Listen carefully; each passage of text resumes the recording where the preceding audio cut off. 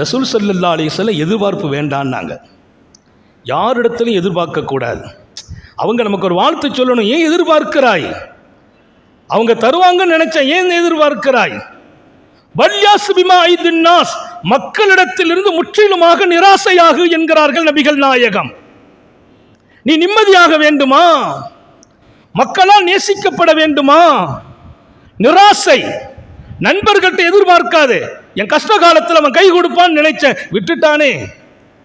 நான் சிரமப்படுகிற போது என் அண்ணன் எனக்கு ஹெல்ப் பண்ணுவான்னு நினைச்சேன். எதற்கு நினைக்கிறாய்?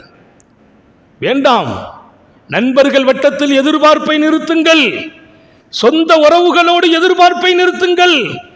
இரத்த உறவோடு கூட எதிர்பார்ப்பு வேண்டாம். என்னோடு ஒன்றாக பயணிக்கிற என் மனைவியிடத்தில் கூட நான் எதிர்பார்ப்பை குறைக்க வேண்டும். எதிர்பார்ப்பு என்பது நான் அதை உள்வாங்கி வெளியாக்கி அதன் பின்பலன் கிடைக்கவில்லை என்றால் டோட்டல் அமைதியை காணாக்குகிறேன், நிம்மதி இழக்குகிறேன். நிம்மதி இழக்கிற வகையை உண்டாக்குற எந்த ஒன்றும் கூடாது. அந்த எதிர்பார்ப்பு கிடைக்கலன்னா டென்ஷன் வரும், கோபம் வரும், சில நேரங்களில் பழிவாங்கும் சிந்தனையும் ஏற்படும். நம்ம நினைப்பு அவங்க செய்யல, ஏதாவது ஒரு பண்ணணும். பழிவாங்கும் தன்மை, முற்றிலுமாக கோபம், இதனுடைய வெளிப்பாடு நான் எதிர்பார்த்தது கிடைக்கலங்கிற போது. நம்ம நல்லது செய்வோம், அவங்க பிரதிபலன் செய்யணும்னு எதிர்பார்க்காதே. நாங்கள் ஸல்லல்லாஹு அலைஹி வஸல்லம், நீ கொடுக்க வேண்டும், அன்றே மறந்து விடு, அவன் கொடுத்தால் என்றும் மறக்காதே. இதயத்தில் எழுதி வைங்க. வாழ்க்கைங்கிறது நீங்கள் வாழ்றதல்ல, நான் வாழ்றதல்ல. எனக்கும் உங்களுக்கும் வழிகாட்டியான முஹம்மது ரசூலுல்லாஹ் சொன்னதான் வாழ்க்கை. ஒரு மகத்தான மாமனிதர். உலக அரங்கில் கிட்டத்தட்ட 20 நூற்றாண்டுகள், இன்றைக்கு நாம் நம்முடைய நபியை கடந்து 15 நூற்றாண்டுகள் வந்திருக்கிறோம். உலகம் இன்றைக்கும் சிந்திக்கும் இடத்தில் அவர்களின் சொற்கள் இருக்கிறது. இன்றைக்கும் சிந்திக்கிறது உலகம். நீ யாருக்கு உபகாரம் செய்தாலும் அன்றே மறந்துவிடு. உனக்கு பிறர் செய்த உபகாரத்தை மௌத்து வரைக்கும் மறக்கக்கூடாது. இன்னும் சொல்ல போனால் மௌத்துக்கு பின்னாலையும் மறக்காதேன்னாங்க. நாளைக்கு மறுமையில் அவன் தேவைப்பட்டு நிற்பான். அல்லாஹ்ட்ட சொல்வாரான் இந்த மூமின், யா அல்லாஹ், அதோ ஒருத்தன் நரகத்தில் கஷ்டப்படுறான், அவனை உள்ளே கொண்டு வந்துடுறேன். ஏன்பா, நான் அன்றைக்கி கொஞ்சம் கஷ்டப்பட்டேன், எனக்கு கொஞ்சம் ஹெல்ப் பண்ணான், தாகமாக இருக்குன்னு தண்ணி கொடுத்தான், எனக்கு அவன் தண்ணி கொடுத்தான் இல்லையா, அதற்கு நான் நன்றி செலுத்தணுமே, நீ அவனை சொர்க்கத்துக்கு கொண்டு வாம்பானா. அல்லாஹ் சந்தோஷப்படுவான். நாங்கள் ஸல்லல்லாஹு அலைஹி வஸல்லம், அல்லாஹ் சந்தோஷப்படுறான், அவனை சொர்க்கத்துக்கு கூட்டு வாங்குறான். ஏன்? இங்கேயும் நீ நன்றியோடு இருக்கணும்னு நினைக்கிற பாரு. எனக்கு உலகத்தில் நான் துன்பப்பட்ட போது துணை நின்றானே, அவன் நரகம் போகிறான், போகக்கூடாது என்று அடியான் அல்லாஹ்ட்ட பேசுவாங்கிறாங்க ஸல்லல்லாஹு அலைஹி வஸல்லம். என்ன சொல்வார்கள்? பிறர் உனக்கு செய்த உபகாரத்தை மறுமையில் கூட மறக்கக்கூடாது. நீ யாருக்கு உபகாரம் செய்தால் அன்னைக்கே மறந்துடும். அப்படின்னா என்ன அர்த்தம்? அவன்கிட்ட பிறதி எதிர்பார்க்காதுங்கிறாங்க. நீ எதிர்பார்த்தா ஆபத்தானது. தல்ஹத் இப்னு அப்துர் ரஹ்மான் இப்னு அவ்ஃப் ரலியல்லாஹு அன்ஹு குறைஷிகளில் கொடைவல்லல் என்று வரலாற்றால் ஜொலிக்கிறார்கள். தல்ஹத் இப்னு அப்துர் ரஹ்மான் இப்னு அவ்ஃப் குறைஷிகளிலே கொடைவல்லல். கோல்டு எழுத்துக்களால் அவர்கள் வரலாறு பதிவு செய்யப்படும். அவங்கள மாதிரி கொடுக்கறதுக்கு மண்ணில் அன்றைக்கு மனிதர்கள் இல்லை. அவங்க சொந்த பந்தம் பூரா இவங்க நல்லா இருக்கிற போது கூட்டம் கூட்டமாக வந்து நிற்பாங்க. இவங்க கொஞ்சம் அப்படி அசந்து இன்னைக்கு வியாபாரம் கொஞ்சம் டல்லாகி அவங்களுக்கு வர வேண்டிய சரக்கு இல்லைன்னா அது எப்படி தெரிவாங்கன்னு தெரியல, ஒருத்தரும் வீட்டுக்கு வரமாட்டாங்களாம். இவங்க கொஞ்சம் தளர்ற போது யாரும் வர்றதில்லை.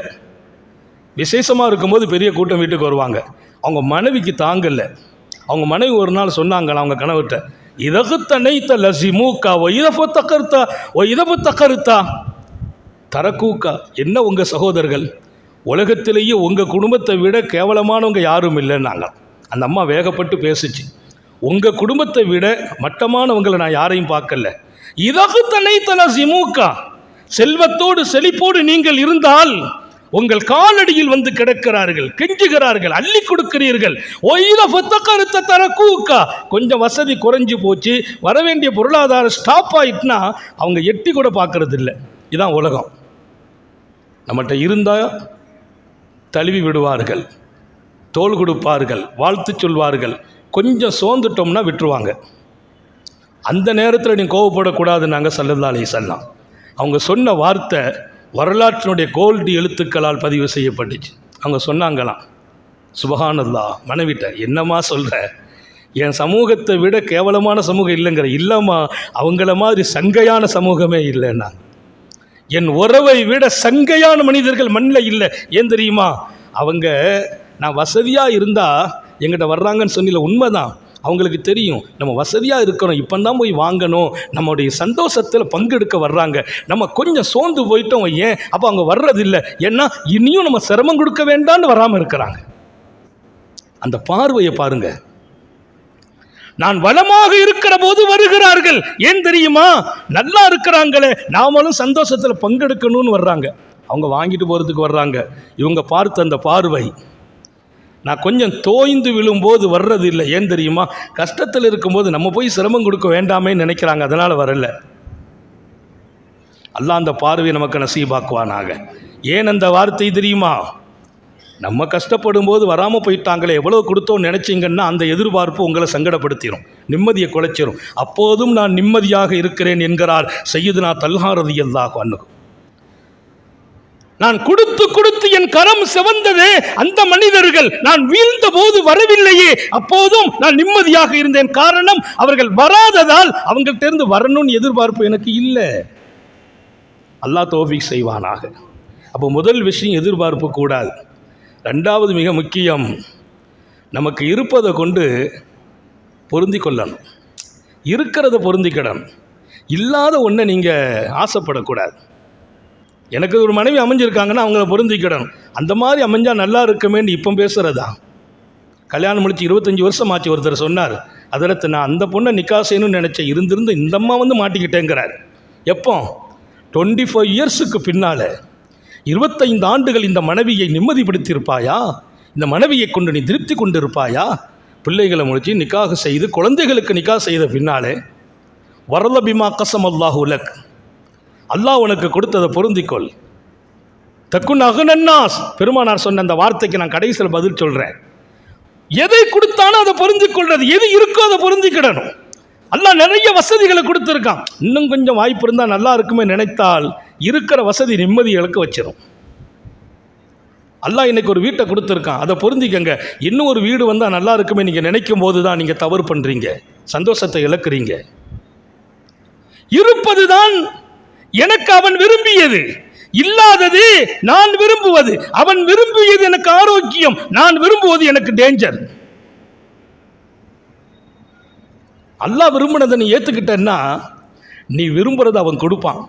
அல்லாஹ் கொடுத்ததை நீ ஏற்றுக்கிடல, நீ விரும்பியதும் கிடைக்காதுங்கிறாங்க.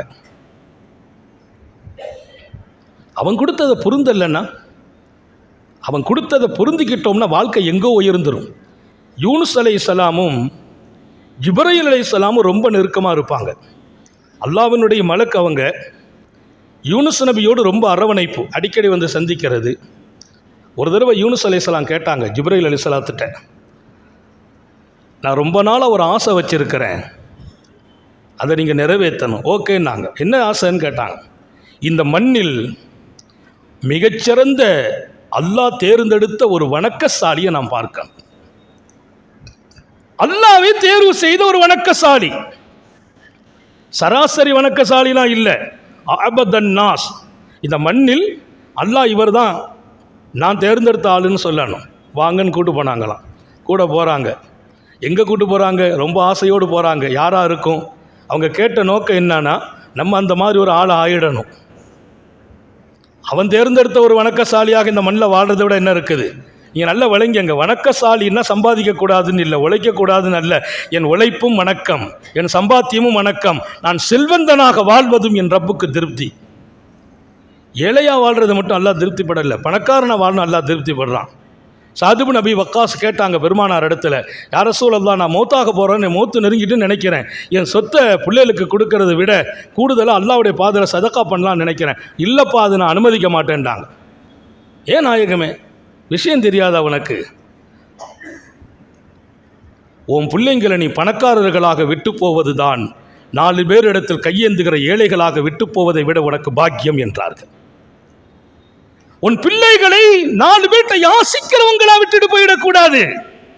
தேவையில்லாதவர்களாக, பிறர் பக்கம் தயவு கூறாதவர்களாக உன் மக்கள் செல்வங்களை நீ விட்டுட்டு போகணும். அல்லாஹ் நம்ம எல்லாருக்கும் தௌஃபீக் செய்வானாக. அதுதான் நான் விரும்பும் வாழ்க்கை என்கிறார்கள் பெருமானார். ஒரு ஆன்மீக தலைவர் என்று எங்கோ முத்திரை குத்தி விடாதீர்கள். ஒவ்வொரு தனி மனிதனும் வளர்ந்து நிற்க வேண்டும் என்று ஆசைப்பட்ட தலைவர். நம்ம பிள்ளைங்க இன்னொருத்தங்கிட்ட போய் கையேந்த கூடாதுங்க. அப்படி இடத்துல நான் நிறுத்திட்டு போறேன் பாருங்க, அதை விட சிறந்த வாழ்க்கை என்ன இருக்க முடியும்? என் ரப்பின் வணக்கம், வழிபாடு, அவன் நெருக்கம், அவன் அன்பு அத்தனையும் என் பிள்ளைகளின் உயர்வை நான் உண்டாக்கும் போதும் கிடைக்கும். எங்கே கூட்டு போகிறாங்கன்னு ஆசைப்படுறாங்க. கொண்டு நிறுத்தின இடத்த பார்த்தீங்கன்னா ஒருத்தர் உட்கார்ந்து இருக்கிறார். அவருக்கு கை குஷ்டம், காலு குஷ்டம், நிற்க முடியல, படுக்க முடியல, உட்கார்ந்துட்டே இருக்கிறார். கிட்ட போனால் நிற்கிற ஆளு தெரியல, கண் பார்வை இல்லை. கண் பார்வை இல்லை, 2 கையும் செயல் இல்லை, கால் செயல் இல்லை. இங்கே கொண்டு நிறுத்திவிட்டு சொன்னார், யூனுஸ் இதா அரத்தான் தந்துரையில் ஆபத்தின்னாஸ் ஃபந்துர். அல்லாஹ்வுக்கு பிரியமான உலகத்திலேயே சிறந்த வணக்கசாலி இவரை பார்த்துக்கான்னாங்க. யூனுஸ் நபி சொன்னாங்களாம், நான் நினச்சேன் ஒரு பெரிய ராத்திரி பூரா நின்று தொழுகிற ஆள், பகலெல்லாம் நோன்பு வைக்கிற ஆளை காட்டுவீங்கன்னு நினச்சேன். அவர் அப்படி ஆளு தான்பான்னாங்க. ராத்திரி பூரா நின்று தொழுத மனுஷன், பகல் பூரா நோன்பு வச்ச மனுஷன், அல்லாஹ்வுக்காக வாழ்ந்த மனுஷன். இப்போ இவர் தான் அல்லாஹ் என்னுடைய வணக்கசாலின்னா. அவர்கிட்ட கேளு. அவர்கிட்ட கேட்டால் அவர் சொன்னார், உங்களுக்கு கண்ணு போயிட்டு கால் இல்லையே, கை இல்லையே, வாங்க நது மாக்கா, நாங்களும் சேர்ந்து துவா செய்கிறோன்னு சொன்னாங்களாம் ஜிப்ரீல். அவங்க சொன்னாங்களா, அவங்களுக்கு தெரியாதா? அன்னைக்கு காலை கொடுத்து சந்தோஷப்பட்டான் அல்லா, கையை கொடுத்து சந்தோஷப்பட்டான் அல்லா, கண்ணை கொடுத்து சந்தோஷப்பட்டான் அல்லா. நான் நின்று தொழுதேன், உட்கார்ந்து வாழ்ந்தேன், எல்லாம் செய்தேன். இன்னைக்கு என் ரப்பு கண்ணை எடுத்தும் இப்படி நான் இருக்க சந்தோஷப்படுகிறான், காலை எடுத்தான், கையை எடுத்தான், இப்போ நான் எப்படி இருக்கிறேன் அவன் பார்க்கிறான். என் ரப்பிட்ட சொல்லிடுங்க, இப்போதும் நான் சந்தோஷமாக இருக்கிறேன் என்று சொல்லுங்கள். கொடுத்தவன் எடுத்தான், கொடுக்கும் போது பொருந்தி கொண்டேன், எடுக்கும் போதும் பொருந்தி கொண்டேன். இப்போ எனக்கு ஏன் எடுத்தேன் நான் கேட்க விரும்பல, ஏன் கொடுத்தேன் நான் கேட்கல. அவன் கொடுத்த போது மகிழ்ச்சி இருந்தது, எடுக்கும் போதும் நிம்மதி இருக்கிறது. ஆழமாக பதித்து நிறைவு பெறுகிறேன். வாழ்க்கை என்பது எப்படிப்பட்ட வாழ்க்கை? அமைதிதான் வாழ்க்கை, நிம்மதிதான் வாழ்க்கை. எனக்கு 1000 வாழ்வாதாரம் இருந்தாலும், அழகான மனைவி இருந்தாலும், அங்கீகாரமான பிள்ளைகள் இருந்தாலும், கண்குளிர்ச்சியான பெற்றோர்கள் இருந்தாலும், நான் நிம்மதி இழக்கிறேன் என்றால் வாழ்க்கையில் நீங்கள் ஏமாறுகிறீர்கள், உங்களையே நீங்கள் ஏமாற்றுகிறீர்கள். சம்பாதியுங்கள், கடல் கடந்தும் கோடிக்கு மேல் கோடி சம்பாதியுங்கள். எங்கே நிம்மதி இழக்குமோ அங்கே நிற்காதீர்கள். ஆசைப்படாதீர்கள், எதிர்பார்ப்பு வேண்டாம், கொடுத்ததற்கு மேல் ஆசை வேண்டாம். அவன் கொடுத்ததை பொருந்திக் கொள்ளுங்கள். அதன் பரக்கத் என்ன தெரியுமா? இன்னும் கொடுத்து கொண்டே இருப்பான். அவன் கொடுத்ததை பொருந்தவில்லை என்றால் என்ன வாழ்க்கை? தக்குன் அகுனன்னாஸ், நான் கொடுத்ததை நீ பொருந்திக்கொள், உலகத்தில் தேவையற்ற மனிதனாக உன்னை மாறச் செய்வேன் என்கிறான் அல்லாஹ். என் பெருமான் சொன்னார்கள், தக்குன் நீ ஆகுவாய் அகுனன்னாஸ், யார்ட்டையும் தேவையாகாத மனிதன் நீ. பெருமக்கள் எழுதுவாங்க, எல்லாரும் உங்ககிட்ட வந்து கேட்கிற இடத்துல அல்லாஹ் உன்னை நிறுத்திடுவான். எப்போ? அவன் கொடுத்ததை நீ ஏற்றுக்கொண்டால், பொருந்தி கொண்டால். அப்படி ஒரு அருமையான வாழ்க்கை இன்ஷா அல்லாஹ் நான் வாழணும். நிம்மதி இழக்கக்கூடாது, மகிழ்ச்சி இழக்கக்கூடாது. இன்னைக்கு நான் சொல்கிறேன், ஒரு வினாடி எங்கள் வாழ்க்கையில் நாங்கள் சந்தோஷத்தை இழந்ததே இல்லை, மகிழ்ச்சி இழந்ததே இல்லை. ஏன்? எல்லா வகையான ஞாபகத்தையும் அடைய முடிந்தது எப்போது? என் ரப்பு கொடுத்ததெல்லாம் அவன் சோதித்த போதும் மகிழ்ச்சியாக இருக்கிறது, அவன் கொடுத்த போதும் மகிழ்ச்சியாக இருக்கிறது, அவன் எப்படி நடத்தினாலும் ஏற்றுக்கொள்ளும் இதயம் இருக்கிறது. இங்கேதான் நம்ம நிம்மதியாக வாழ்கிறோம். அந்த நிம்மதியை நீங்கள் அனுபவிக்கணுமா இல்லையா? அல்லாஹ் தௌஃபீக் செய்வானாக.